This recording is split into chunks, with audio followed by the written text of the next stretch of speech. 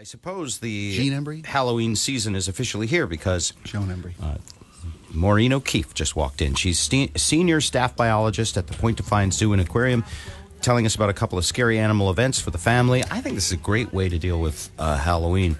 It's called Zoo Boo this Saturday and Sunday.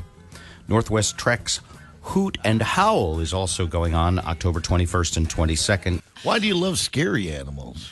Well, I don't really think they're scary.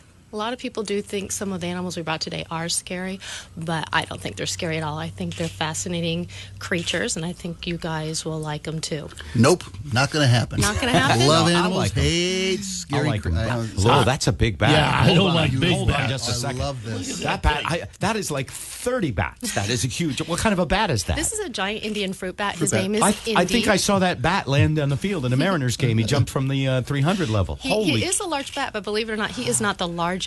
Indy weighs 2 pounds. That's a squirrel in a bat costume. That's a beagle. That is a beagle. Well, the largest bat gets a 6-foot wingspan. Get that. No, Holy cow. huge. Can I touch him? Is he gonna... You cannot touch him. You can just look at him. Sarah will come closer. This is Sarah Madison, one of my coworkers. He will bite me. No, we will not let him bite you. He does have teeth. If I go in and try to give him a little nuzzle. There's always that chance. Yeah, he doesn't know you. He does know Sarah really well, but she will get nice and close. And if you look at him, I think you can see how cute he is. He is cute. He's beautiful. He's fuzzy. All bats can see, so that's another myth that people think bats are blind. Oh, yeah, he's looking at But they all us, too. can see. But the insect-eating bats really rely on their echolocation to help them locate their prey. Sonar, right? Sonar. So they send out a high-pitched sound as they're flying around. It bounces off the flying insect, and it's picked up by the bat's sensitive ears, and they know exactly where that insect is, and they just swoop down and grab it. Swoop down and eat it. Well, the bat is obviously stealing the show. Awesome. Because when you bring the spider out, I'm leaving. I hope you don't have a giant tarantula. Is it a giant tarantula? I wouldn't say it's a giant one, but it's a pretty big one. All right, It'll fit in the palm of your hand. Nobody really should fear this spider. Want to bet?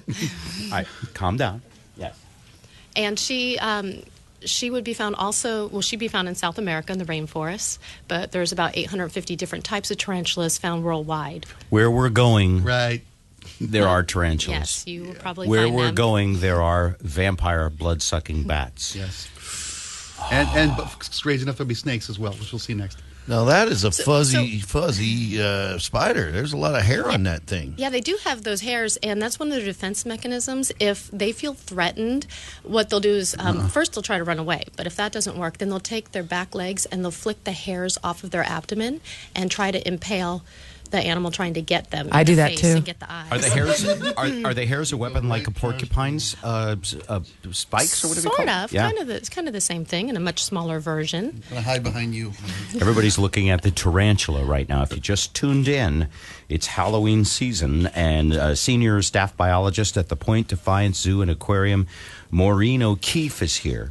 She brought us 3 scary animals, Halloween style. We have seen a monstrous bat. I mean, this is the biggest bat I've ever seen. And we've now seen a pretty large tarantula.